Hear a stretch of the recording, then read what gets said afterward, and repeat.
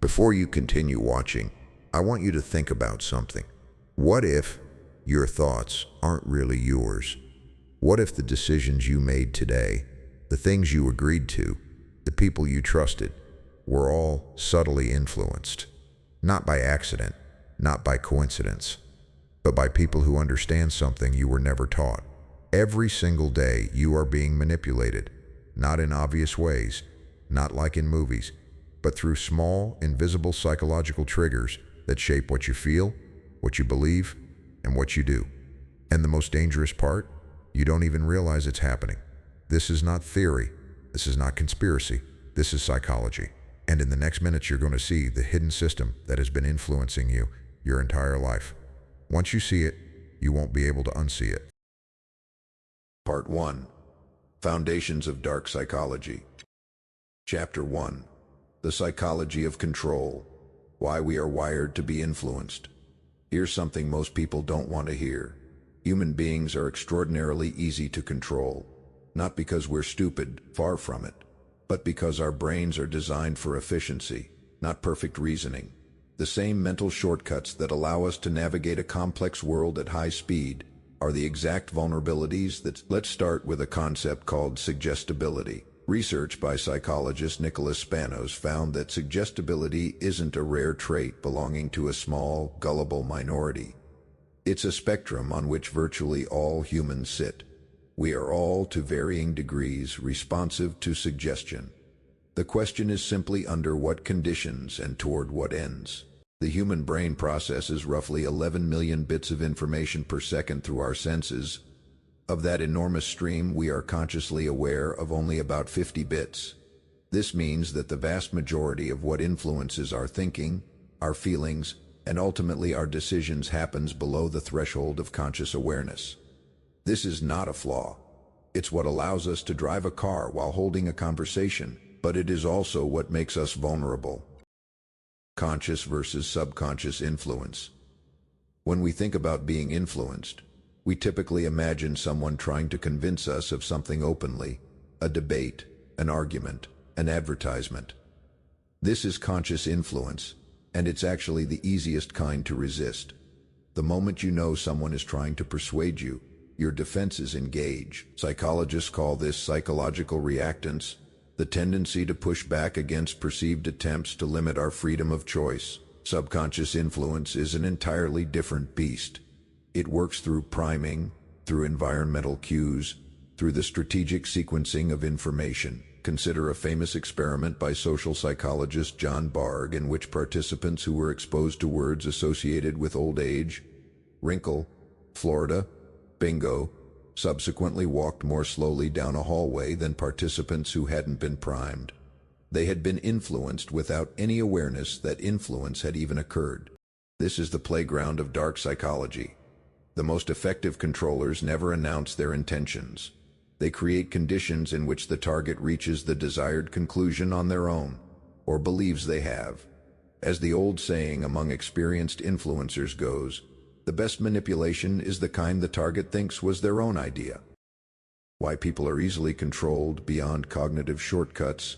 There are several deep psychological needs that make human beings particularly susceptible to control. The first is our overwhelming need for social belonging. Studies by social neuroscientist Matthew Lieberman have shown that the human brain processes social rejection in the same neural regions that process physical pain. We are wired. At a neurological level, this means that anyone who positions themselves as a gatekeeper to belonging, a cult leader, a manipulative partner, a domineering boss, gains enormous leverage over us. The threat of social exile, even when implicit, triggers ancient survival instincts that bypass our rational thinking. The second vulnerability is our need for certainty. The human brain has a negative bias. It is more activated by threats and uncertainty than by safety and comfort. In states of ambiguity, we reach for authority figures, for clear answers, for someone who seems to know. Skilled controllers manufacture uncertainty and then position themselves as the solution. This dynamic is at the heart of countless cult structures, authoritarian regimes, and abusive relationships. Understanding these foundations doesn't make you immune overnight, but it does begin to loosen the invisible chains. And that loosening is where freedom starts. Chapter 2: The Power of Perception. Reality is not what you think it is. Here's an uncomfortable truth that most of us resist. The reality you experience is not the reality that exists.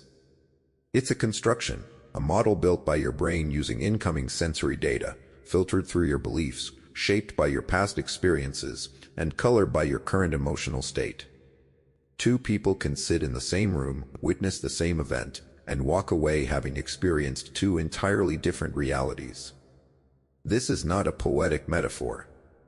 It is a neurological fact. In 1999, psychologists Daniel Simons and Christopher Chabris conducted the now famous invisible gorilla experiment. Participants were asked to watch a video of people passing basketballs and count the number of passes made by the team in white shirts. Halfway through the video, a person in a gorilla suit walked through the scene, pounded their chest, and walked off. An astonishing 50% of participants never saw the gorilla. They were so focused on their task that a highly visible, wildly incongruous event passed completely unnoticed. This is called inattentional blindness, and it has profound implications for the study of influence. What we pay attention to is determined not by what's objectively most important, but by what we've been primed to look for. Skilled influencers understand this deeply. By controlling your attention, they control your perception of reality itself. Cognitive biases and mental shortcuts. The human brain relies on approximately 180 documented cognitive biases, systematic errors in thinking that occur in predictable, exploitable patterns. Nobel laureate Daniel Kahneman, in his landmark research into human decision-making, described two systems of thought: System 1, which is fast, automatic, and emotional, and System 2, which is slow, deliberate, and rational. Dark psychology primarily targets System 1, the part of your mind that reacts before it thinks. The confirmation bias, for example, causes us to seek out and give more weight to information that confirms what we already believe. The sunk cost fallacy makes us cling to losing investments, relationships, jobs, beliefs, because we've already put so much into them. The anchoring effect means that the first number, the first piece of information, the first impression we receive sets a reference point that disproportionately influences all subsequent judgment. Each of these biases is a lever, and a skilled manipulator knows exactly which lever to pull and when. Reframing and perception manipulation. One of the most powerful tools in the arsenal of dark psychology is reframing, the ability to change the context in which information is presented, thereby changing how it's perceived without changing the information itself. Consider the difference between "this surgery has a 90% survival rate" and "this surgery has a 10% mortality rate." Mathematically identical. Psychologically, worlds apart. Studies consistently show that the survival frame generates far more willingness to proceed. Skilled influencers are masters of the frame.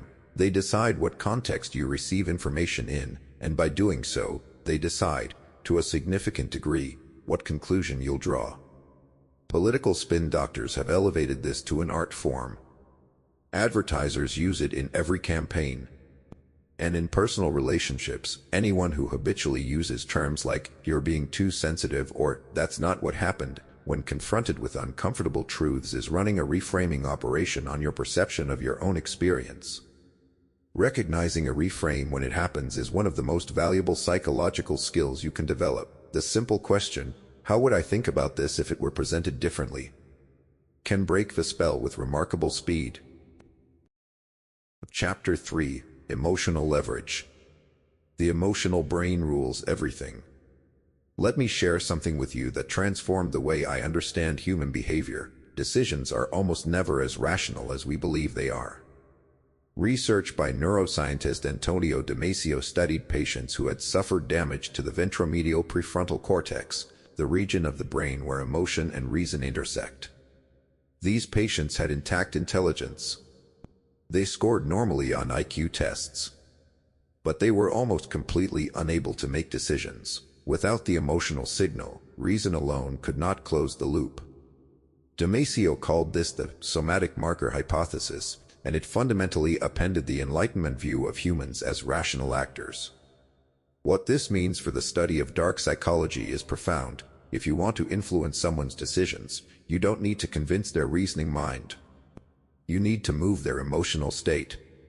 Whoever controls the emotional environment of an interaction holds enormous power over its outcome, triggering fear, desire, and attachment. Of all the emotional levers available, fear is the most potent. Neurologically, the amygdala, the brain's threat detection center, responds to perceived danger faster than any other stimulus. When fear is activated, the prefrontal cortex, the seat of rational thinking, is essentially taken offline. People in a state of fear are enormously compliant, extraordinarily susceptible to authority, and highly willing to trade long-term interests for short-term safety. This is why authoritarian regimes throughout history have maintained their grip not primarily through force, but through the cultivation of fear. It's why advertisers spend billions creating anxiety about social rejection, aging, and inadequacy. And it's why manipulative individuals in personal relationships often use the threat of abandonment, anger, or punishment to keep their partners compliant. Desire is the flip side of the same coin. While fear pushes people away from perceived threats, desire pulls them toward perceived rewards. The neurochemical involved is dopamine, the brain's anticipation molecule. Crucially, dopamine is released not when we receive a reward, but when we anticipate one. This is why variable reward schedules, the mechanics underlying slot machines, social media likes, and the intermittent affection of a hot and cold partner are so neurologically addictive. The uncertainty amplifies the craving. Emotional hijacking techniques. Emotional hijacking is the deliberate triggering of an intense emotional state in order to bypass someone's rational judgment. The most common technique is manufactured urgency, creating time pressure that prevents careful deliberation. This offer expires in 24 hours. I need an answer now. If you don't decide today, someone else will. These phrases activate the fear of loss and suppress the rational mind's ability to evaluate whether the urgency is real or manufactured. Love bombing is another form of emotional hijacking commonly seen in romantic manipulation. It involves an overwhelming initial flood of affection, attention, and apparent adoration, designed to create a state of emotional dependency before the target has had time to critically evaluate the person doing the bombing. Research published in the journal Evolutionary Psychology found that targets of love bombing reported significantly impaired judgment about their partners compared to those who experienced normal courtship timelines. Recognizing emotional hijacking begins with a simple practice. When you feel a strong emotional pull in a situation that carries a decision, pause.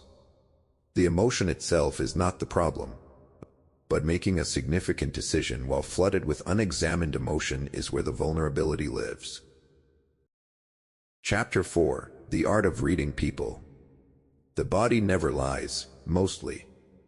One of the foundational skills of anyone well-versed in dark psychology is the ability to read people accurately, to perceive what they're actually feeling beneath the surface of what they're saying.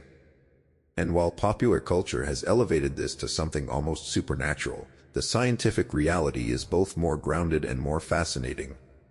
Paul Ekman, a psychologist at the University of California, San Francisco, spent decades studying facial expressions across cultures. His research identified what he called basic emotions: anger, disgust, fear, happiness, sadness, surprise, and contempt, and found that the facial expressions associated with these emotions are universal across all human cultures, including isolated tribes with no exposure to modern media.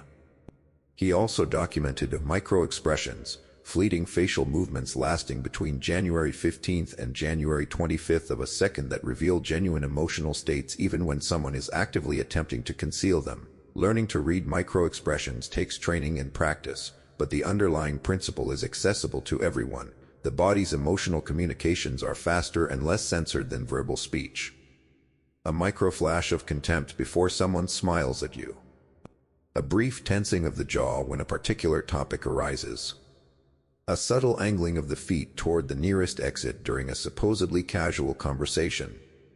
These cues tell a story that the spoken words do not. Identifying weaknesses and desires. Skilled readers of people don't just observe the surface. They look for the underlying needs that drive behavior. Every person carries a set of core psychological wounds and core psychological desires. These may include the need for validation, the fear of abandonment, the hunger for respect, the terror of failure, or the desperate wish to be understood. These are not weaknesses in the diminishing sense, they're human needs. But they are also predictable entry points for influence. Theodore Millen's research in personality theory maps several distinct character structures: the narcissistic personality, the dependent personality, the obsessive-compulsive structure, the histrionic style, each with its own characteristic vulnerabilities and desires. While formal diagnosis belongs in the clinical realm, a working understanding of these patterns gives you an enormous advantage in understanding why people behave the way they do. The key insight here is this: people's behavior in the present is almost always driven by emotional needs formed in the past. When you understand someone's history, what they lacked, what hurt them, what they craved and didn't receive, their present behavior becomes far more legible. Behavioral pattern recognition. The most reliable predictor of future behavior is past behavior. Not past stated intentions. Not past promises. Past behavior. This is one of the most well-replicated findings in all of behavioral science, and it is one of the most consistently ignored in everyday life, particularly in romantic relationships. Pattern recognition means looking at behavior across time and context, not in any single instance. Anyone can behave well in a moment. What tells you who someone really is, what psychological structure they actually operate from, is the pattern: how they behave under stress, how they treat people who can do nothing for them, how they handle being told no, how they respond when they don't get what they want. Developing this skill in yourself is both an intellectual and an emotional practice. Intellectually, it requires keeping data, actually remembering what people have done, not just what they've said. Emotionally, it requires the courage to see clearly even when clarity is uncomfortable, because often the patterns were there from the beginning. We just didn't want to see them. Part 2. The 25 Laws of Mind Control and Influence. Law 1. Control the frame. Dominating conversations and contexts. Every conversation, every negotiation, every social interaction takes place within a frame, an invisible context that determines how events, words, and people are interpreted. Whoever sets the frame wields enormous power, because the frame determines not just what is discussed, but how it is evaluated. In political discourse, debates are often won or lost not on the strength of the argument, but on which side successfully establishes the frame within which the argument takes place. The concept of framing was formalized by Irving Goffman in his 1974 work, Frame Analysis, but its application long predates academic study. A master frame controller enters every interaction having already decided how it will be categorized. A job negotiation framed as "you're lucky to have this offer" belongs to the employer. The same negotiation reframed as "let's explore the full value I bring" belongs to the candidate. In practice, frame control involves a few key techniques. The first is simply going first, stating the terms, the context, the criteria for evaluation before the other party has a chance to. The second is reframing your opponent's frame without appearing to do so directly. The third is refusing to accept a frame that disadvantages you, which requires the courage to pause, name the frame, and offer a different one. The person who masters frame control never argues within a disadvantageous frame. They change the game itself. Law 2. Exploit emotional weakness. Turning vulnerability into leverage. Every person carries an emotional archive, a history of wounds, unmet needs, and unresolved fears that continues to shape their present behavior in ways they're often entirely unaware of. The person who grew up with a dismissive parent craves validation as an adult. The person who was abandoned develops a terror of rejection that makes them extraordinarily compliant with any partner who threatens to leave. The person who was humiliated learns to compulsively seek approval. Dark psychology teaches that these emotional wounds are predictable points of leverage. A manipulative person who identifies your core vulnerability, whether it's the fear of failure, the hunger for love, the need to be seen as competent or worthy, can use that knowledge to steer your behavior with remarkable precision.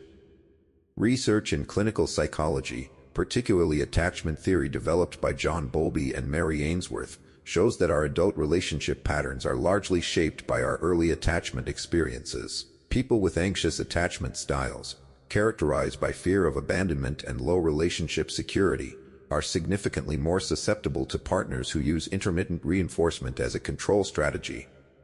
Awareness of your own emotional vulnerabilities is not weakness. It is the first line of defense. A wound that you can see cannot be used against you as easily as one that operates in the dark. Law 3. Create dependency. Making others need you. In 1965, economist Albert O. Hirschman described the concept of exit costs, the barriers that prevent people from leaving a relationship, a job, or a system. Dark psychology understands that control is most stable not when maintained by threat, but when the target genuinely cannot imagine life without the controller. Creating dependency is the art of making yourself indispensable and simultaneously making the target feel increasingly incapable without you. The dependency trap is built in stages. First comes the idealization phase. The controller presents themselves as uniquely capable of meeting the target's deepest needs. Then comes a gradual erosion of the target's confidence in their own abilities and judgment. Finally, access to external support systems, friends, family, independent sources of information, is slowly cut off. This pattern is most visible in abusive relationships, but it operates in subtler forms across workplaces, families, and social groups. The manager who hoards information so that their team cannot function without them. The friend who subtly undermines your other relationships while making themselves your primary support. The advisor who keeps their methods opaque so that you remain perpetually reliant on their expertise. The antidote is intentional self-sufficiency, investing in skills, relationships, and sources of information that are independent of any single person. Dependency is always the product of narrowing. Independence is the product of expansion. Law 4. Master the art of silence. Using absence as power. In a world addicted to constant communication, silence has become one of the most disruptive and powerful tools available.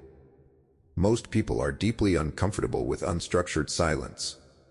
They rush to fill it, to explain themselves, to make the discomfort go away, and in doing so, they often reveal far more than they intended and concede far more than they needed to. In negotiation contexts, silence is documented as one of the most effective tools available. Chris Voss, former lead hostage negotiator for the FBI and author of Never Split the Difference, describes tactical silence, the deliberate pause after the other party has made a statement or offer. The discomfort of the silence typically prompts the other party to fill it, often by improving their own offer or revealing their underlying constraints. Beyond negotiation, strategic silence communicates power in social contexts. The person who doesn't rush to respond to every message, who doesn't immediately fill every conversational pause, who withholds the reassurance others crave, this person projects an aura of self-sufficiency and mystery that creates a form of gravitational pull. But silence can also be weaponized as punishment. That silent treatment is a form of emotional manipulation that leverages the target's need for connection and closure. Recognizing the difference between power silence and punishing silence is an important distinction. Law 5. Use scarcity to increase value. Psychological impact of limited access. In 1975, social psychologists Wurchel, Lee, and Adewole conducted a simple but revelatory experiment. They presented participants with 2 identical glass jars of cookies, one nearly full, one with only 2 cookies remaining. Participants consistently rated the cookies from the nearly empty jar as superior in taste, quality, and desirability, despite the cookies being identical. Scarcity had transformed identical objects into objects of dramatically different perceived value. This is one of the most consistently documented biases in human psychology, and it operates across virtually every domain of human experience. Limited edition products command premium prices. Exclusive clubs are more desirable than open ones. The person who is difficult to access is perceived as more valuable than the person who is always available. In interpersonal dynamics, scarcity is used to manufacture desire and urgency. The romantic partner who suddenly becomes less available. The business contact who has limited calendar space. The mentor who takes only one student per year. Each of these creates a perceived scarcity that amplifies the value placed on the relationship. Understanding this bias protects you in two ways. First, you can recognize when scarcity is being artificially manufactured to pressure you into a decision. Second, you can consciously manage your own availability in ways that maintain appropriate value in your relationships and professional life, not through game playing, but through genuine prioritization. Law 6. Mirror to build trust. The subtle art of reflection. Mirroring is one of the oldest social bonding mechanisms in the human repertoire, and one of the most effective tools in the arsenal of social influence. At its most basic, mirroring involves subtly reflecting back another person's body language, speech patterns, vocal tone, and energy level.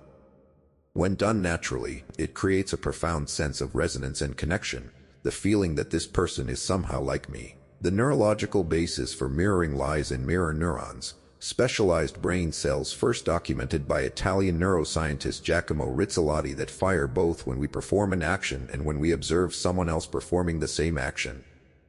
Mirror neurons are thought to be the foundation of empathy and social bonding. When someone mirrors us, it triggers a neurological sense of safety and connection that operates below conscious awareness. Chris Voss of the FBI elevated mirroring to a practical technique in high-stakes negotiation. His method involves simply repeating the last 1 to 3 words of what the other person has said, in a slightly questioning tone. This simple act triggers the other person to continue speaking, to elaborate, to reveal more, because it signals deep attention and understanding without demanding anything in return. Mirroring becomes manipulation when it's used cynically to create false rapport for exploitative purposes. Used ethically, it's simply a way of communicating genuine attention and presence to the people you're engaging with. Law 7. Control information flow. Selective truth and strategic withholding. Knowledge is power. Francis Bacon wrote this in 1597, and it has lost none of its truth in the intervening centuries.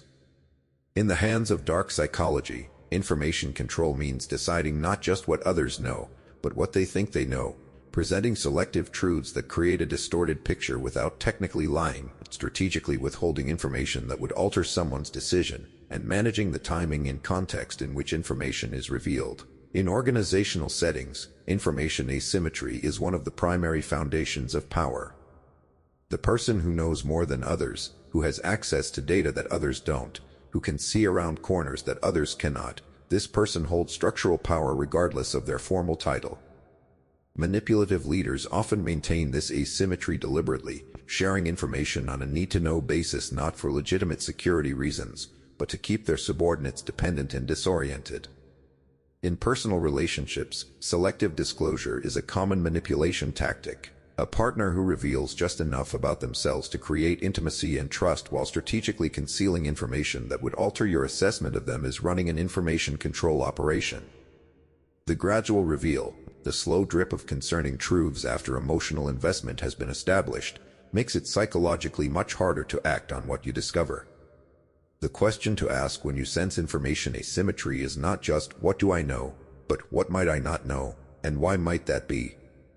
Cultivating information independence, developing your own sources, asking questions others don't ask, noticing what is conspicuously not said, is one of the most powerful defenses against manipulation.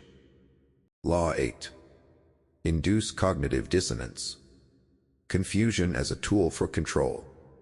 In 1957, social psychologist Leon Festinger published one of the most important books in the history of psychology, A Theory of Cognitive Dissonance.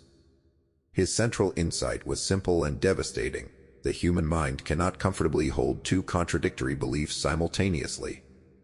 When we experience this contradiction, this dissonance, we are motivated to resolve it, typically not by evaluating both beliefs objectively, but by modifying, rationalizing, or discarding the belief that is harder to maintain. In dark psychology, cognitive dissonance is deliberately induced as a destabilization tool. If you can make someone simultaneously believe two contradictory things, my partner loves me deeply and my partner treats me badly, the resulting mental conflict consumes enormous psychological resources. The target spends their energy trying to resolve the contradiction rather than clearly evaluating their situation. Cults are masters of this technique. Members are simultaneously told they are the chosen, the special, the awakened, and that they are fundamentally inadequate without the group's guidance. This paradox keeps members in a permanent state of effortful resolution that prevents them from stepping back and seeing the structure clearly. In everyday manipulation, cognitive dissonance is induced through mixed messages, inconsistent behavior, and gaslighting. Recognizing dissonance, naming it, sitting with it, and allowing both conflicting pieces of information to coexist long enough to evaluate them honestly, is how you neutralize this technique. Law 9. Anchor emotional responses. Conditioning reactions over time. In Ivan Pavlov's famous experiments in the early 1900s, dogs were conditioned to salivate at the sound of a bell because the bell had been repeatedly paired with food. Pavlov had created an anchored response, a reliable emotional and physiological reaction triggered by a specific stimulus. Dark psychology applies this principle to human emotional life with sophisticated precision. Emotional anchoring is the process of conditioning a specific emotional state to a specific trigger, a word, a gesture, a tone of voice, a physical touch. In therapeutic NLP practice, anchors are used to create access to positive states. In manipulative contexts, they're used to create automatic fear, compliance, or affection responses that the target cannot easily identify or resist. In abusive relationships, the pattern of intermittent reinforcement creates powerful emotional anchors, the cycling between warmth and coldness, between punishment and reward, between idealization and devaluation. This pattern creates a trauma bond, a set of deeply conditioned emotional responses that make the target crave the controller's approval with an intensity that resembles addiction. Understanding anchoring helps explain why leaving abusive relationships is so profoundly difficult, and why the pain of leaving often exceeds the pain of staying, at least in the short term. The conditioned response doesn't disappear immediately when the relationship ends. Healing involves the slow process of deconditioning and building new anchors associated with safety rather than intensity. Law 10. Create illusions of choice. Giving control while taking it. One of the most elegant techniques in the dark psychology toolkit is the false dilemma, offering someone a choice between two options, both of which lead to the same outcome you desire. Would you prefer to sign the contract today or tomorrow? Is not a question about whether to sign the contract. It's a question that assumes signing and grants the illusion of agency over a narrow secondary decision. Psychologist Barry Schwartz, in his book The Paradox of Choice, documented how the experience of making a choice, any choice, creates a sense of ownership and investment in the outcome. We feel responsible for decisions we make, even when the range of available choices was manufactured by someone else. This is why politicians who want to implement an unpopular policy often present it as the better of two bad alternatives, ensuring that whoever chooses it feels they chose it freely. In sales, this technique is called the alternative close, a well-documented sales methodology in which the prospect is offered a choice between two versions of yes rather than the choice between yes and no. Do you want the standard or premium package? Replaces, do you want to buy? The question changes the frame from whether to buy to what to buy. Recognizing a false dilemma requires stepping outside the offered frame and asking, what option is not being offered here? What assumptions are embedded in this choice? Often, the most important choice is the one that wasn't put on the table. Law 11. Gaslight to destabilize. Rewriting reality for influence. The term gaslighting comes from the 1944 film Gaslight, in which a husband systematically manipulates his wife into believing she is losing her mind, lowering the gas lights in their home and then denying any change when she notices. The term has since become one of the most important concepts in the psychology of interpersonal manipulation, describing any pattern of behavior designed to make someone doubt their own perception, memory, or sanity. Gaslighting operates through several specific mechanisms. Denial, flatly contradicting the target's account of events, regardless of evidence. Trivializing, telling the target that their emotional responses are disproportionate or irrational. Diversion, changing the subject or questioning the target's motives whenever they raise a concern. Counterattack, shifting focus to the target's failings whenever they attempt to name the manipulator's behavior. Research by clinical psychologists Robin Stern and others has documented the characteristic psychological effects of sustained gaslighting: confusion about one's own perceptions, persistent self-doubt, anxiety, an increasing dependence on the gaslighter to define reality, and a gradual erosion of self-trust that can persist long after the relationship has ended. The most effective defense against gaslighting is external validation and documentation, keeping a private record of events and conversations, maintaining relationships with trusted friends outside the manipulative relationship, and periodically asking trusted people, "Does this seem as strange to you as it does to me?" These practices preserve the thread of self-trust that gaslighting seeks to sever. Law 12. Reward and punish strategically. Behavioral conditioning techniques. B.F. Skinner's work in operant conditioning in the mid-20th century revealed something both simple and profound. Behavior that is rewarded tends to be repeated, and behavior that is punished tends to be suppressed. This principle, the foundation of behavioral psychology, is also the foundation of one of the most powerful and pervasive forms of human control. The most effective reinforcement schedule, Skinner discovered, was not continuous reward, where every correct behavior is rewarded, but variable ratio reinforcement, rewards delivered unpredictably, without a fixed pattern. Animals and humans on variable ratio schedules show the highest rates of behavior and the most resistance to extinction when rewards stop. This is precisely the mechanism underlying gambling addiction and, as contemporary researchers have shown, the design of social media platforms. In personal relationships, strategic reward and punishment means the manipulator controls behavior not through explicit threats or demands, but through the systematic calibration of affection, attention, and approval. Desirable behavior from the target is met with warmth and reward. Undesirable behavior, including any assertion of independence or challenge to the controller's dominance, is met with coldness, withdrawal, or punishment.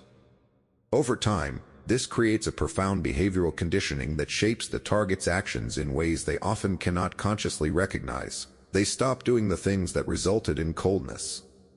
They increase the behaviors that produced warmth. Without ever being explicitly told what's expected, they have been shaped. Law 13. Build authority and status. Psychological impact of perceived power. In Stanley Milgram's infamous obedience studies conducted at Yale in the early 1960s, ordinary participants were instructed by an authority figure in a lab coat to administer what they believed were increasingly severe electric shocks to another person. Despite hearing apparent cries of pain, an astonishing 65% of participants continued to administer shocks up to the maximum level simply because an authority figure told them to. No threat was required. No coercion was needed. The lab coat was enough. Milgram's studies, replicated multiple times across different cultures and contexts, demonstrated the extraordinary power of perceived authority. Humans have a deeply ingrained tendency to defer to people who occupy positions of apparent expertise or status, a tendency that likely evolved because deferring to experienced elders and leaders generally produced better outcomes for the group. Dark psychology uses this insight to construct authority where little genuine expertise exists. Titles, credentials, uniforms, confident body language, associating oneself with prestigious institutions, speaking with certainty, these all activate the automatic authority deference that Milgram documented. Con artists understand this perfectly. The confidence game is almost always built on a foundation of manufactured authority. Before deferring to any authority, asking simple questions disrupts the automatic compliance mechanism. What is the actual basis of this person's expertise? What are their incentives? Who else holds this view? Authority is legitimate when it reflects genuine knowledge and aligned interests. When it doesn't, it's a frame. Law 14. Use social proof to persuade. Herd mentality and group influence. In an ambiguous situation, which, in one form or another, is most situations, human beings have a powerful tendency to look at what other people are doing and use that as a guide for their own behavior. Robert Cialdini, in his landmark book Influence, The Psychology of Persuasion, identified social proof as one of the 6 primary principles of influence, and arguably the most broadly applicable. The evolutionary logic is clear. In a complex environment with imperfect information, following the herd was often the safest strategy. If everyone else is running, there's probably something worth running from. Social proof is the cognitive shortcut that translates this survival logic into everyday behavior. If everyone else thinks this is a good idea, I'm probably safe to think so too. Dark psychology weaponizes social proof through manufactured consensus, fake testimonials, inflated follower counts, planted applause and laughter. The strategic use of phrases like "everyone agrees" and "most people find" to imply a consensus that may not exist. The appearance of popularity creates actual popularity, a self-fulfilling prophecy that requires only a credible initial illusion. The critical question when social proof is being invoked is, how do I know this consensus is real? Are these people genuinely representative of the group I should be taking guidance from? What do they know that I don't, or don't know that I do? Real consensus is informative. Manufactured consensus is a trap. Law 15. Isolate to dominate. Removing external support systems. Perhaps no single tactic in the dark psychology playbook is more consequential or more closely correlated with severe abuse than isolation. The systematic removal of a target's external support networks, their friends, their family, their independent sources of information and validation. Isolation is not accidental. It is strategic, because external perspective is the most powerful antidote to manipulation, and the manipulator knows it. The isolation process rarely happens suddenly. It proceeds through incremental steps. Criticism of the target's friends: she doesn't really have your best interests at heart. Manufacturing conflicts between the target and their family. Creating time demands that crowd out external relationships. Emotional punishment whenever the target spends time with others. Gradually, the target's world contracts until the manipulator is the only significant presence in it. Research and psychology of abusive relationships, including work by Evan Stark on coercive control, shows that isolation is the single most reliable predictor of escalating abuse and one of the most significant barriers to leaving an abusive situation. When your entire social reality is mediated through the person who is controlling you, your perception of what is normal, what is possible, and what you deserve becomes profoundly distorted. If you notice that a relationship, romantic, familial, or professional, seems to consistently create distance between you and other people in your life, that pattern deserves serious examination. Healthy relationships expand your world. Controlling one's contracted. Law 16. Overload the mind. Decision fatigue and compliance. In 2011, a landmark study published in the Proceedings of the National Academy of Sciences analyzed over 1,000 parole decisions made by Israeli judges. The pattern was stark. Prisoners who appeared before the board at the beginning of the day were granted parole about 65% of the time. Prisoners who appeared at the end of the day received favorable decisions less than 10% of the time. The difference? Decision fatigue. The judges' cognitive resources had been depleted, and their depleted minds defaulted to the safest, most conservative option: denial. Decision fatigue is the documented deterioration of decision-making quality after a sustained period of making choices. It affects everyone, regardless of intelligence or conscientiousness.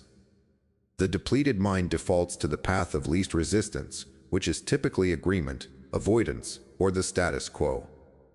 Dark psychology uses overload deliberately. Bury someone in paperwork before asking for their signature on the most important page. Schedule a critical conversation at the end of a long, exhausting day. Present an overwhelming number of options before revealing the one you actually want them to choose. Overwhelm the target's cognitive resources, and compliance increases dramatically. Protecting yourself from overload requires protecting your mental resources with the same care you'd protect your physical energy. Important decisions deserve undepleted minds. If someone is consistently timing sensitive requests for moments when you're tired, rushed, or overwhelmed, that timing is probably not accidental. Law 17. Play on insecurities. Amplifying self-doubt. Carl Jung wrote that what you resist not only persists, but will grow in size. Nowhere is this more relevant than in the domain of personal insecurity. Every person carries a set of tender spots, aspects of themselves about which they feel inadequate, ashamed, or afraid. These insecurities are not signs of weakness. They are the inevitable product of being human in a world that constantly compares and judges. But they are also, for the manipulator who discovers them, precise instruments of control. The negging technique, well documented in the pickup artist community and the broader psychology of seduction, involves delivering subtle, deniable criticism or backhanded compliments designed to trigger the target's insecurity and increase their need for the manipulator's approval. You're actually pretty smart for someone who didn't finish college. You'd be really attractive if you lost a few pounds. These statements are calibrated to sting just enough to create self-doubt, while maintaining deniability behind a surface of apparent positivity. In professional settings, amplifying insecurities is used to keep employees compliant and grateful. Consistently reminding someone of their perceived limitations, their lack of relevant experience, their tendency to make mistakes, their difficulty with a particular skill, while positioning oneself as the person who overlooks those limitations creates a dynamic of obligation and dependency. The antidote to insecurity-based manipulation is simple but requires genuine work, building a stable, reality-based self-assessment that doesn't require external validation. Insecurities that have been examined, understood, and integrated lose much of their power as leverage. The wound that you've tended no longer bleeds at every touch. Law 18. Control timing. When to act and when to wait. Timing is one of the most sophisticated and least discussed dimensions of influence. The same request, the same piece of information, the same action can produce radically different outcomes depending entirely on when it occurs. Dark psychology treats timing not as incidental to strategy, but as central to it. Research in emotional priming shows that our receptivity to persuasion, requests, and new information is dramatically affected by our current emotional and cognitive state. People in a positive mood are more generous, more creative, more open to persuasion. People who have just done something they feel good about, a form of what psychologists call moral licensing, are paradoxically more likely to agree to ethically questionable requests afterward, as if they have built up a reservoir of virtue they can now spend. In negotiation, timing determines leverage. The party under greater time pressure almost always concedes more. Creating the appearance that you have unlimited time, even when you don't, shifts this leverage in your favor. Conversely, manufacturing artificial deadlines, "I have another offer on the table," creates time pressure that impairs the other party's judgment. At the interpersonal level, master manipulators know when to press and when to withdraw, when to be present and when to create absence. They calibrate their approach to your emotional rhythms, striking when you're most open and pulling back when resistance would be high. This requires patience, a willingness to wait for the right moment rather than pushing at the wrong one. Law 19. Create emotional highs and lows. Addiction through emotional contrast. Emotional contrast is one of the most powerful and least recognized forces in human psychology. We do not experience emotions in absolute terms, we experience them relative to what came before. Joy feels more joyful after suffering. Warmth feels warmer after coldness. Relief feels more profound after fear. This is not a poetic observation. It is a documented neurological reality known as affective contrast, and it is ruthlessly exploited by skilled manipulators. The most common application is the cycle of idealization and devaluation observed in narcissistic and psychopathic relationship patterns, sometimes called the push-pull dynamic. The target is elevated to extraordinary heights, flooded with affection, attention, admiration, and a sense of being uniquely understood and valued. Then, seemingly without reason, this warmth is withdrawn. Coldness, criticism, or emotional withdrawal replaces it. Then, just as the target is reaching a state of genuine distress, the warmth returns. This cycle creates what researchers studying trauma bonding call a biochemical addiction. The neurochemicals associated with intense emotional experience, dopamine, cortisol, oxytocin, are triggered in a pattern that closely resembles the neurological profile of substance addiction. The highs are higher because of the lows. The relief is more intense because of the preceding fear. Over time, the target becomes genuinely addicted to the emotional intensity of the relationship, even as that intensity is doing profound psychological damage. Recognizing this pattern requires distinguishing between intimacy and intensity. Genuine connection is characterized by safety, consistency, and the gradual deepening of trust. Addictive emotional intensity is characterized by volatility, uncertainty, and relief cycles. They can feel similar from the inside, but their long-term effects are worlds apart. Law 20. Use ambiguity to confuse. Keeping others off balance. Certainty is a psychological resource. When we know where we stand, with another person, in a situation, about a decision, our minds can settle and direct energy toward other things. Uncertainty, by contrast, is cognitively expensive. The ambiguous situation demands continuous monitoring, constant reassessment, ongoing attempts to extract meaning from insufficient data. People in states of genuine uncertainty are profoundly easier to influence than people in states of clarity. Strategic ambiguity, the deliberate maintenance of unclear expectations, mixed messages, and uncertain status, is a powerful tool for keeping others in a state of dependence and heightened attention.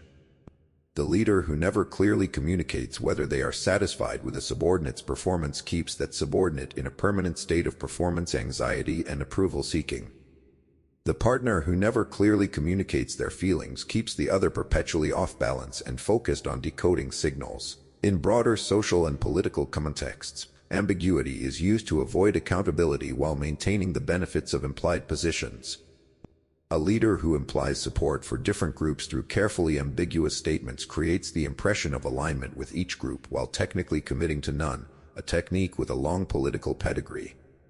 Clarity is both an act of respect for others and a protection against strategic ambiguity directed at you. When you encounter persistent ambiguity from someone who should be able to be clear, asking direct questions, and noting the response to directness, tells you a great deal about whether the ambiguity is genuine or strategic. Law 21. Establish psychological ownership. Making others feel invested. The endowment effect is one of the most reliably documented phenomena in behavioral economics. We assign greater value to things we feel we own than to identical things we don't own. Richard Thaler, who won the 2017 Nobel Prize in Economics partly for this work, showed that people demand roughly twice as much compensation to give up something they own as they would pay to acquire the same thing. Ownership, even psychological ownership, changes value. Dark psychology exploits this in a technique that might be called manufactured investment.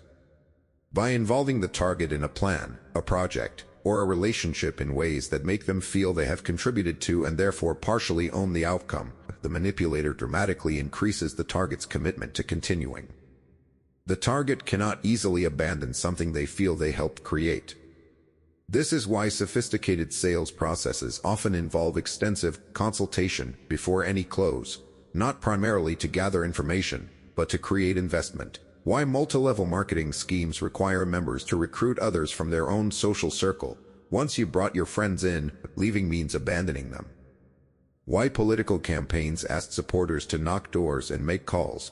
The effort invested creates a sense of ownership over the outcome that mere passive support would not. Recognizing manufactured investment means periodically auditing your commitments. Am I continuing this because I genuinely value it, or because I have invested time and energy that I'm reluctant to write off? Sometimes the most rational decision is to acknowledge the sunk cost and walk away. Law 22. Trigger reciprocity. The power of giving to receive. In every human culture that anthropologists have studied, the norm of reciprocity appears, the obligation to return favors received. Robert Cialdini, in Influence, describes this as perhaps the most pervasive rule in human social life. When someone gives us something, a gift, a favor, information, time, we experience a powerful psychological pressure to return the gesture. Failing to reciprocate triggers feelings of guilt, social anxiety, and a sense of having violated an important social norm. The dark side of reciprocity is the uninvited gift, the favor conferred without request, specifically to create an obligation. This is why free samples are such an effective sales tool. The small gift activates the reciprocity norm, and many recipients feel obliged to purchase something in return. Why charities send small gifts with fundraising appeals. Why certain manipulative individuals perform unsolicited favors for people they intend to exploit, creating a sense of debt that can be called in later. Cialdini's research showed that gifts need not be substantial to trigger reciprocity. Even trivially small gifts activated the norm. Moreover, the gift doesn't even need to be welcomed. People who explicitly said they didn't want a gift still reported feeling obligated to the giver. The mechanism is remarkably automatic. Protecting yourself from reciprocity manipulation begins with recognizing that you are not obligated by gifts you did not request and do not want. Returning an unsolicited gift breaks the mechanism entirely. And when accepting favors, being conscious of any emerging sense of obligation, and examining whether that obligation is being deliberately cultivated, keeps the dynamic from being exploited. Law 23. Repetition builds belief. Programming the subconscious mind. The illusory truth effect is one of the most consistently replicated findings in cognitive psychology. Statements that have been heard before are judged to be more true than novel statements, regardless of their actual accuracy.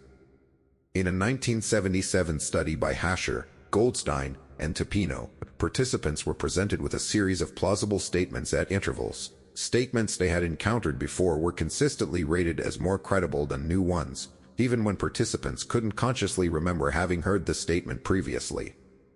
The implication is chilling. Repetition creates belief, independent of truth.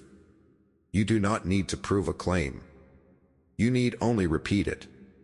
With sufficient repetition, the claim becomes familiar. Familiarity is processed as evidence of truth, and what was once novel becomes something everyone knows.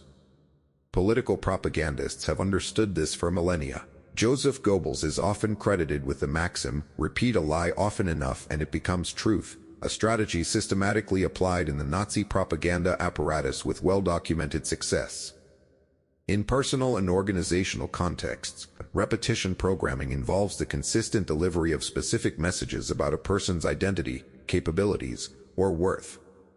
Tell someone repeatedly, in large statements or small, through explicit claims or embedded implications, that they are difficult, or unreliable, or lucky to have what they have, and eventually they will begin to believe it. The external voice becomes an internal one. Inoculation against repetition programming requires active, deliberate evaluation of ideas that have always felt true, especially ideas about yourself. How did this belief form? Who told it to you, and how often? What evidence actually supports it?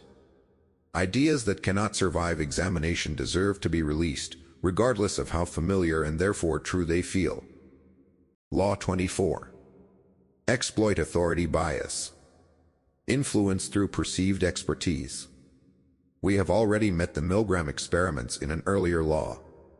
But the authority principle extends far beyond laboratory compliance studies into every domain of human social life. We defer to doctors without understanding our diagnoses. We follow financial advisors into poor investments because they hold a credential. We accept the word of confident speakers on topics far outside their actual expertise because they project the markers of authority, certainty, credentials, prestigious associations, confident delivery, the Dunning-Kruger effect, the documented tendency for people with limited knowledge in a domain to overestimate their competence, paradoxically means that genuine experts are often less confident in their pronouncements than confident fakes. Real expertise produces awareness of complexity and uncertainty. Fake expertise performs certainty, which the authority bias reads as a signal of credibility.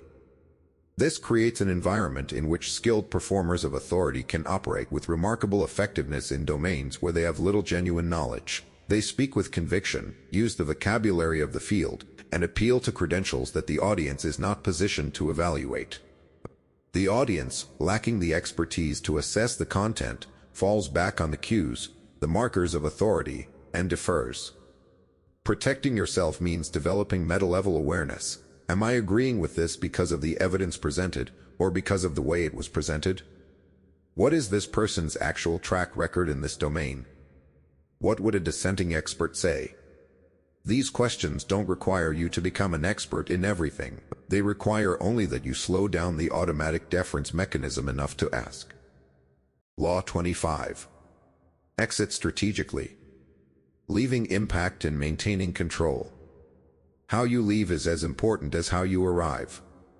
The final law of dark psychology addresses the strategic management of endings and departures, the art of exits that preserve power, sustain influence, and leave a lasting psychological imprint. Every relationship, every interaction, every phase of a dynamic has an ending, and how that ending is managed shapes what comes next. The principle of recency bias tells us that the last event in a sequence has a disproportionate influence on how the entire sequence is remembered and evaluated. Nobel laureate Daniel Kahneman's research on the peak end rule showed that we evaluate experiences based largely on their peak moment and their final moment, not their overall average. An otherwise pleasant experience with an unpleasant ending is remembered as unpleasant. An otherwise difficult experience with a warm, comfortable ending is remembered far more positively than the overall experience warranted. Skilled influencers manage their exits accordingly. They ensure that the final interaction before a prolonged absence is positive, memorable, and charged with emotional significance. They time their departures from relationships and situations at moments of their maximum value, leaving while they are still wanted, rather than staying until they are not. On the more manipulative end of the spectrum, the strategic exit is used to maintain control from a distance. The withdrawal of presence, timed to maximize the target's desire for its return. The carefully engineered last impression designed to leave the target in a state of longing or unresolved tension that keeps them engaged even after the physical departure. Understanding this dynamic, and recognizing it when it is being deployed, is the final tool in building genuine psychological resilience. Part 3. Advanced Manipulation Techniques. Chapter 10. Dark Persuasion in Relationships. When love becomes a battlefield. There is a fundamental difference between emotional bonding and emotional control, and recognizing that difference may be the most important relational skill you ever develop. Genuine emotional bonding involves two people becoming increasingly known to each other over time, vulnerabilities shared in safety, boundaries respected, individuality preserved even as connection deepens. Emotional control involves one person using intimacy as leverage, accessing another's vulnerabilities in order to use them, not to honor them. The psychological research on coercive control, a pattern of behavior that seeks to take away the victim's liberty or freedom and strip away their sense of self, shows that it is both more common and more psychologically devastating than most people realize. Evan Stark, whose work defined the concept of coercive control and influenced legislation in the UK and US, found that the psychological harm of sustained coercive control often exceeds the harm of physical violence, largely because it is so much harder to name and therefore harder to leave. Attachment manipulation is one of the primary mechanisms. John Bowlby's attachment theory tells us that human beings have a deep, evolutionarily ancient need for secure attachment, the felt sense that there is a safe harbor, a reliable source of comfort and security. Healthy relationships provide this. Manipulative relationships withhold it strategically, using the target's attachment needs as a lever. The hot and cold pattern that characterizes so many manipulative romantic relationships is not random. It is calibrated. Warmth is extended when the manipulator wants something or wants to reinforce a desired behavior. Coldness, withdrawal, silence, apparent disinterest, is deployed when the target asserts too much independence or the manipulator needs to re-establish control. The target's nervous system, seeking the safety of consistent attachment and not finding it, becomes hyperactivated and hypervigilant, always monitoring the manipulator's emotional state, always adjusting behavior in the hope of restoring the warmth. Understanding these mechanisms doesn't make the experience of them less painful, but it does provide a framework. If you can name the pattern, you can begin to step outside it. And outside it, the choice becomes clearer. Attachment manipulation. The most sophisticated form of attachment manipulation involves what psychologists call earned secure attachment simulation, the deliberate performance of secure, consistent attachment in the early stages of a relationship, creating deep trust and dependency, followed by a shift toward the very inconsistency and unpredictability that the initial performance was designed to make impossible to imagine. This is why so many people who have experienced this pattern report that it felt nothing like their previous relationships, and why the discovery of what was happening is so psychologically shattering. The manipulation was designed to penetrate precisely the defenses that previous experience had taught them to maintain. It was targeted at their longing for something different. Understanding this is not self-blame. It is clarity. And clarity, ultimately, is the foundation of freedom. Chapter 11. Manipulation in Social Circles. The architecture of social power. Human beings are profoundly social creatures, and our social groups have always had internal hierarchies, structures of influence, prestige, and access that determine who speaks and who is heard, whose ideas are taken seriously, whose needs are prioritized. Dark psychology in social circles is the art of navigating and shaping these structures to one's advantage, often in ways that are invisible to most of the group's members. The concept of triangulation is one of the most common and most disruptive social manipulation techniques. It involves introducing a third party into a two-person dynamic in order to create competition, jealousy, or insecurity. In a friendship context, the manipulator might share something positive a mutual friend said, carefully phrased to imply a comparison that leaves the target feeling inadequate. In a romantic context, the manipulator might casually mention the interest of another potential partner, not to inform but to activate insecurity and increase compliance. Group manipulation often operates through the strategic use of reputation, gossip, carefully targeted, selectively truthful, strategically timed, shapes how others perceive a target before the target has had a chance to form independent impressions. By the time the target interacts with others in the group, the frame has already been set. They are operating within a social reality that has been pre-shaped. Solomon Asch's conformity experiments in the 1950s demonstrated just how powerful social pressure is in shaping individual perception. When Confederates in the study unanimously gave obviously incorrect answers to simple visual questions, a remarkable 75% of participants conformed at least once, giving answers they knew to be wrong rather than stand out from the group consensus. The psychological cost of being the sole dissenter, even when correct, is extraordinarily high for most people. Becoming the influencer. There is a counterpart to all of this, and it's worth discussing clearly.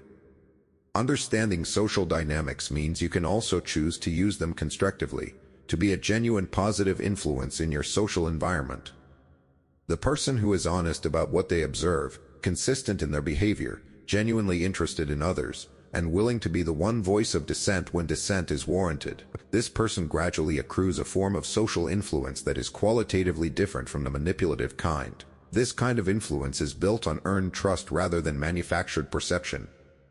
It is slower to accumulate, but it is also far more stable, far more satisfying, and far more genuinely powerful. The manipulative influencer creates a social environment in which everyone is performing for them. The genuine influencer creates an environment in which people feel safe enough to be real, and real connection is the most powerful social force there is. Chapter 12. Psychological Warfare. The strategic mind in conflict. Psychological warfare, the use of psychological tactics to weaken, destabilize, or defeat an opponent, is as old as human conflict itself. Sun Tzu, writing in the 5th century BC, understood that the supreme achievement in conflict was to defeat the enemy without fighting at all, to so thoroughly undermine their confidence, their unity, and that victory was achieved before a blow was struck. This principle applies as readily in interpersonal and organizational conflict as in military strategy. The most sophisticated psychological warfare operates invisibly, creating conditions in which the target defeats themselves. Planting doubt. Creating internal conflict within a group by manipulating communication between members.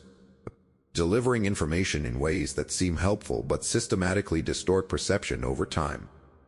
Making the target feel isolated, uncertain about their allies, and unclear about the true state of affairs. In organizational settings, political warfare of this kind is common and often ruthless.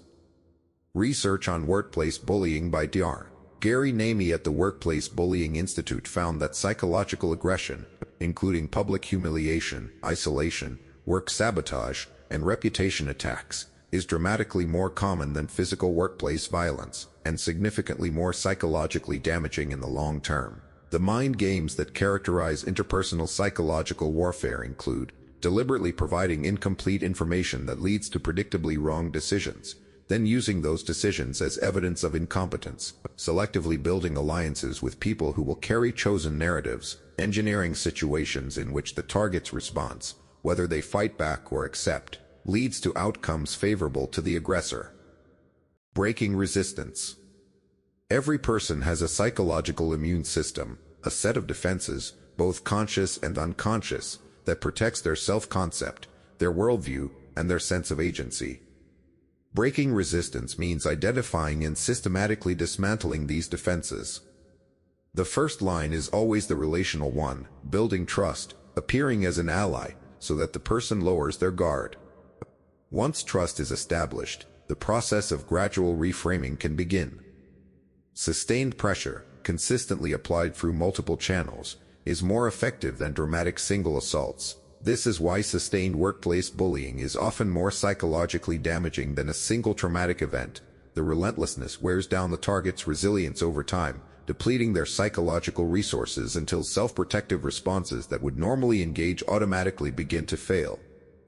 Understanding these mechanisms is not a recipe for deploying them. It's a map of the territory, the same map that helps you recognize when you're being psychologically targeted, what the aggressor's strategy is, and where the vulnerabilities in that strategy lie. Knowledge of psychological warfare is, first and foremost, a defensive asset. Part 4. Defense against Dark Psychology. Chapter 13. Recognizing Manipulation. The red flags you were never taught to see. I want to be honest with you about something. Recognizing manipulation is genuinely difficult. It's difficult because skilled manipulators are often charming, because their tactics are designed specifically to fly below the awareness threshold, and because our own emotional investment in the relationship or situation creates a powerful motivated blindness.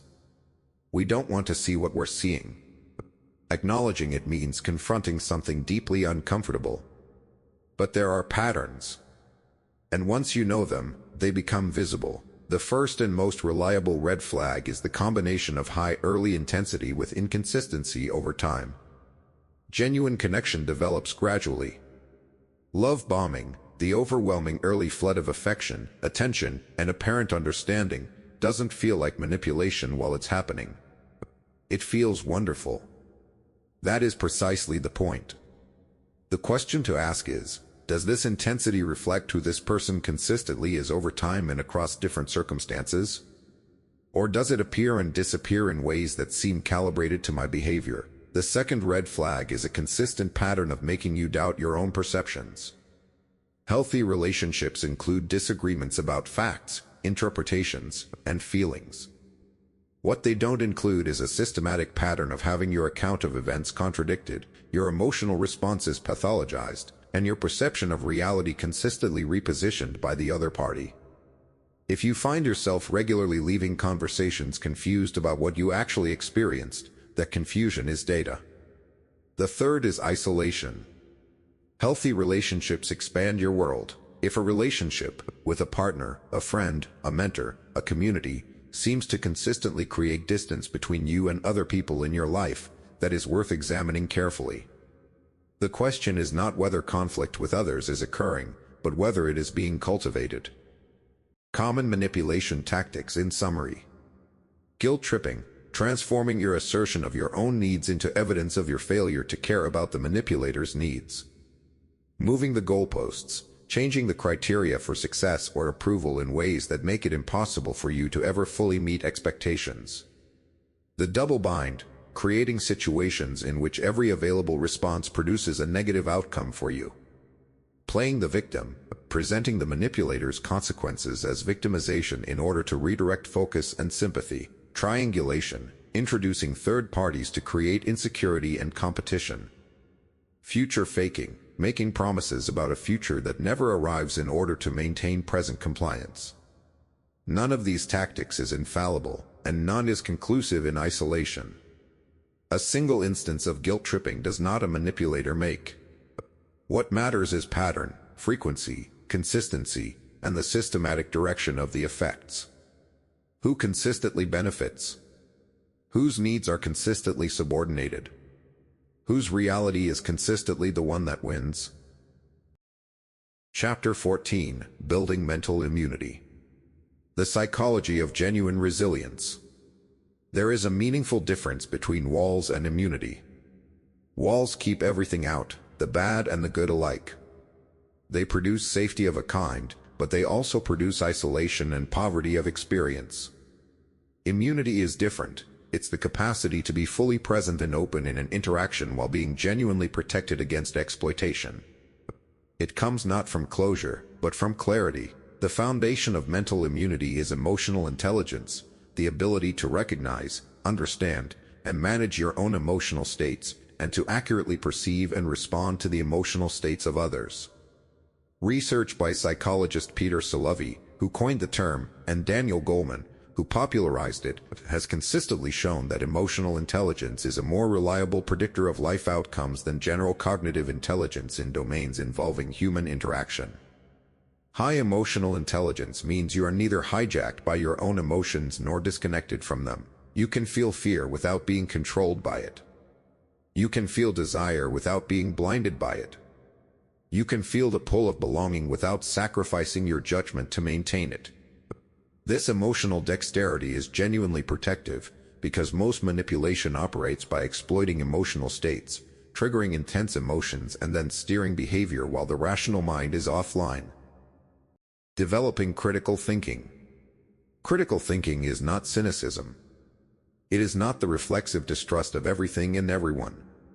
It is, at its best, a disciplined practice of honest inquiry, asking what evidence supports a claim, what motives might be influencing how information is presented, what alternatives are not being considered, and what assumptions are embedded in how a question is framed. Richard Paul and Linda Elder, whose work on critical thinking is foundational in the field, describe it as thinking about your thinking, a metacognitive practice of monitoring your own reasoning for the biases, assumptions, and emotional distortions that inevitably shape it.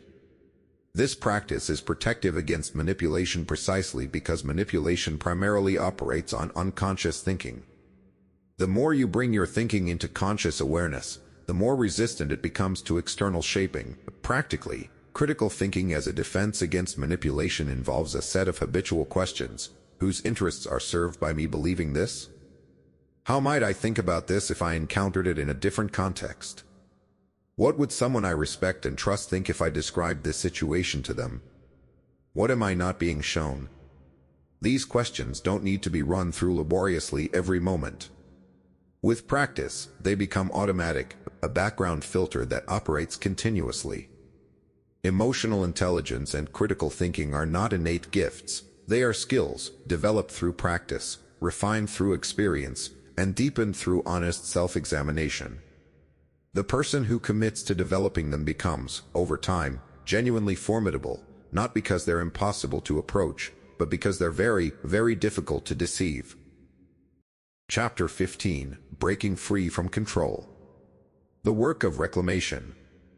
If you have recognized yourself in some of what this book has described, if you've read about isolation or gaslighting or emotional conditioning and felt a cold recognition, a sense that you have been living inside these dynamics, I want to say something directly to you. What you're feeling is valid, what happened was real, and the clarity you're experiencing right now is the beginning, not the end. Breaking free from an established pattern of psychological control is not a single moment of decision. It is a process, often a non-linear one, with progress and setbacks, with moments of clarity followed by periods of doubt. This is not weakness. It is the predictable shape of recovery from an experience that fundamentally reorganized your psychology. Trauma bonds, conditioned emotional responses, and distorted self-perception don't dissolve overnight. They dissolve through consistent, patient work.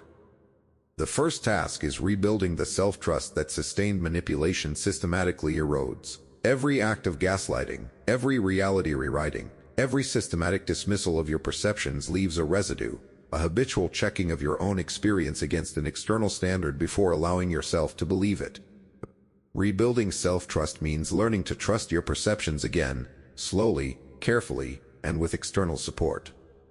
Research by psychologist Judith Herman, whose book, Trauma and Recovery, remains one of the most important texts in the field, identifies 3 stages of recovery from relational trauma: establishing safety, remembrance and mourning, and reconnection.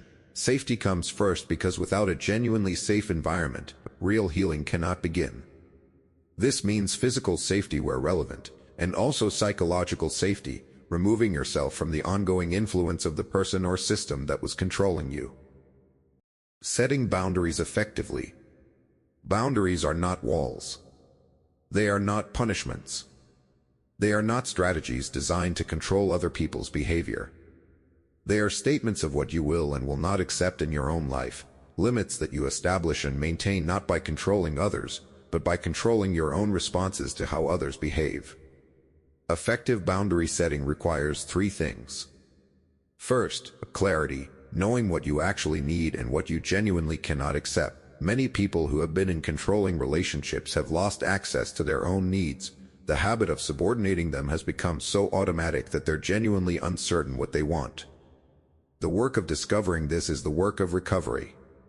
Second, communication, stating your limits clearly, without apology, without excessive explanation, and without anger. Third, consistency, following through. A stated limit that is not maintained teaches the other person that the limit is negotiable. Consistent follow-through, however painful in the short term, is what gives a boundary its actual meaning. The measure of your progress is not whether manipulation disappears from the world around you. It won't. The measure is whether you are more present, more clear, more truly yourself than you were before. Whether your relationships feel like expansions of your life rather than constraints on it. Whether you can see the invisible wires when they're being pulled, and choose, freely, not to dance. Conclusion: power, responsibility, and awareness. Knowledge is the antidote to fear. Knowledge is power. We have traveled a long way together through this book. We've descended into the mechanics of human vulnerability, walked through 25 laws that govern how people are influenced and controlled, examined the most sophisticated forms of relational and social manipulation, and, most importantly, built a toolkit for recognition and defense. I want to close by returning to something I said at the beginning, because I think it bears repeating with the weight of everything we've covered since. The purpose of this knowledge is not power over others. It is freedom within yourself. The dual nature of everything in this book is real. Every tool we've discussed can be used to exploit or to protect. Emotional intelligence can serve genuine connection or calculated manipulation. Understanding cognitive biases can help you make better decisions or help you exploit the decisions of others. Frame control can be a tool of honest persuasion or dishonest coercion. The techniques are neutral. The ethics lie entirely in their application. There is a version of this material that produces cynics, people who use what they've learned to become better predators in a world they now see as populated entirely by prey. I want no part of that outcome.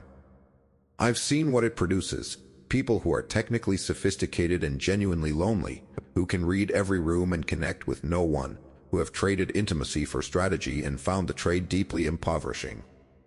The version of this material that I believe in, and that I've tried to write throughout this book, produces something different: people who are genuinely harder to manipulate, who can see clearly in situations designed to produce confusion, who can feel strongly without being controlled by their feelings, who can recognize the frame before they're trapped in it, and who choose, from that position of clarity and choice, to engage with others honestly, generously, and with full awareness of the complexity of human nature. The greatest protection against being controlled is not being suspicious. It is being genuinely self-possessed, knowing who you are, what you value, what you need, and what you will not accept. It is maintaining real relationships with people who will tell you the truth even when it's uncomfortable. It is trusting your perceptions while remaining genuinely open to being wrong. It is being willing to see both the darkness that this book describes and the genuine beauty of human connection that exists alongside it. Power used with responsibility becomes wisdom. Awareness maintained with compassion becomes genuine strength. I hope this book has given you some of both. Thank you for reading.